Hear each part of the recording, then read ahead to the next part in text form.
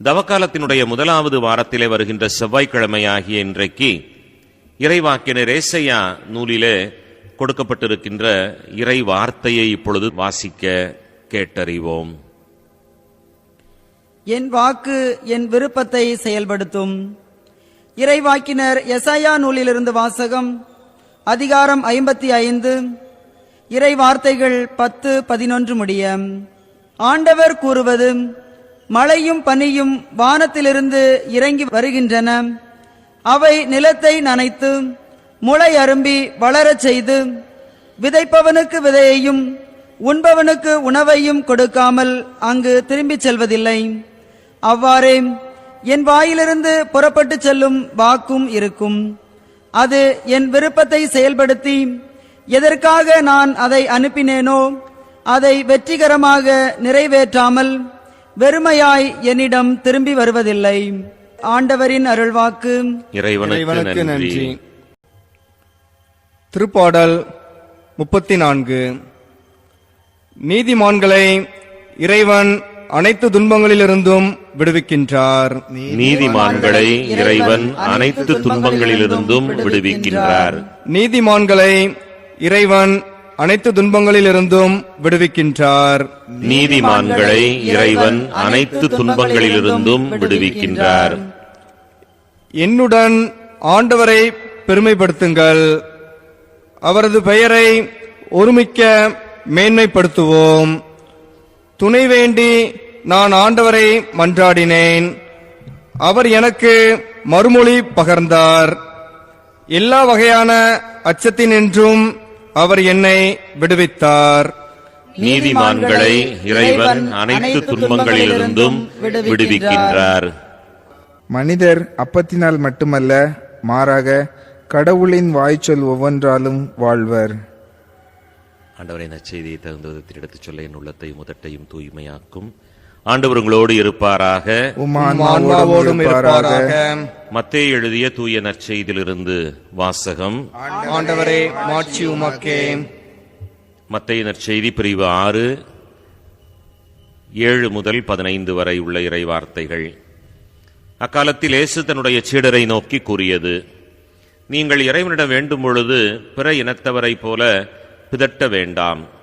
மிகுதியான சொற்களை அடுக்கிக் கொண்டே போவதனால் தங்கள் வேண்டுதல் கேட்கப்படும் என அவர்கள் நினைக்கின்றார்கள். நீங்கள் அவர்களைப் போல இருக்க வேண்டாம். ஏனெனில் நீங்கள் கேட்கும் முன்னரே உங்களது தேவையை உங்களது தந்தை அறிந்திருக்கின்றார். ஆகவே நீங்கள் இவ்வாறு இறைவனிடம் வேண்டுங்கள்: விண்ணுலகில் இருக்கின்ற எங்களது தந்தையே, உமது பெயர் தூயதென போற்றப் பெறுக. உமது ஆட்சி வருக. உமது திருவுளம் விண்ணுலகிலே நிறைவேறுவது போல மண்ணுலகிலும் நிறைவேறுக. இன்று தேவையான உணவை எங்களுக்கு தாரும்.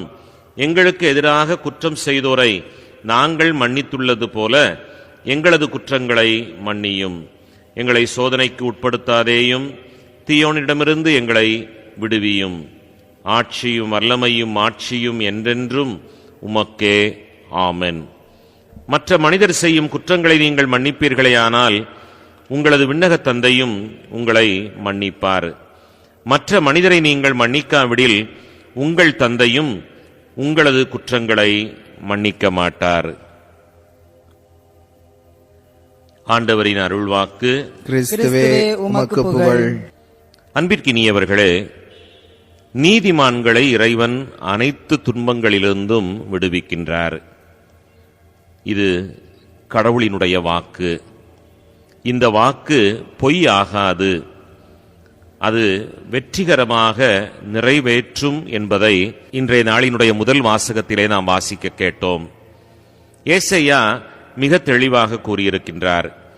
கடவுளினுடைய வாயிலிருந்து புறப்பட்டு வருகின்ற எல்லா வாக்குகளுமே நிறைவேறும் என்று சொல்லி, அவ்வாறு சொல்லப்பட்ட அந்த வாக்கு தத்தம் மிக அழகாக சொல்லுகிறது: நீதிமான்களை இறைவன் அனைத்து துன்பங்களிலிருந்தும் விடுவிக்கின்றார் என்று சொல்லி. இன்றைக்கு நீதியோடு வாழ்வோரினுடைய எண்ணிக்கை என்பது அருகிக் கொண்டே போய்கொண்டிருக்கின்றது. இவர்கள் பிழைக்க தெரியாதவர்கள் என்று சொல்லுகின்ற ஒரு உலகம் இது. நீதியோடு வாழ்வோரை இன்றைக்கு விட்டு வைப்பதில்லை என்று சொல்லிக்கொண்டு அநீதி செய்வோரினுடைய வாழ்க்கை இன்றைக்கு அலைந்து திரிந்து கொண்டிருப்பதையும் நாம் பார்க்கின்றோம். எனவே நம்முடைய வாழ்விலே நாம் அறிய வேண்டிய ஒரு உண்மை என்ன என்று சொன்னால், கடவுள் தன்னுடைய வார்த்தையை நிறைவேற்றுகின்றார். அவருடைய வாக்குத்தத்தம் நிறைவேறும் என்பதுதான் உண்மையும் கூட. எனவே எந்த விதத்திலும் இந்த நாட்களிலே அநீதியை நாம் பின்பற்றாமல் நீதி நிறைந்த நல்ல மன உணர்வுகளோடு நாம் ஒவ்வொருவருமே பயணிக்க வேண்டும் என்பதைத்தான் இந்த நாள் நமக்கு சொல்லித் தருகிறது. ஏனென்றால் அத்தகைய நல்ல மேலான வாழ்வு வாழ்வோரை கடவுள் ஒருபோதும் கைவிடுவதில்லை. இதற்கு அற்புதமான ஒரு நல்ல உதாரணம் இறைமகன் இயேசு கிறிஸ்துவே என்பதுதான் உண்மை. மண்ணுலகிலே மனித அவதாரம் எடுத்த போது நீதியோடு வாழ்ந்த அந்த மனிதரை அநீதி செய்வோர் அவரை கொன்றொழித்தார்கள் என்பதை நாம் பார்க்கின்றோம். ஆனால் நீதியுள்ள தேவன் நீதிபரராய் இருந்து அவரை உயிர்ப்பிக்கச் செய்து அவரை இன்றும் வாழ்வோரினுடைய கடவுளாய் மாற்றியிருக்கின்றார். அவர் வாழும் கடவுளாய் இருக்கின்றார் என்பதுதான் உண்மையாயிருக்கின்றது. எனவே இந்த நல்ல அற்புதமான நாளிலே இந்த வார்த்தையின் மீது ஆழமான பற்றுறுதி கொண்டு இனிவரும் காலங்களிலே நீதியுள்ள மனிதர்களாய் நாம் ஒவ்வொருவருமே நேர்மையோடு நடந்து வாழ்ந்திட வரம் வேண்டுவோம், அருள் பெறுவோம். ஆமென்.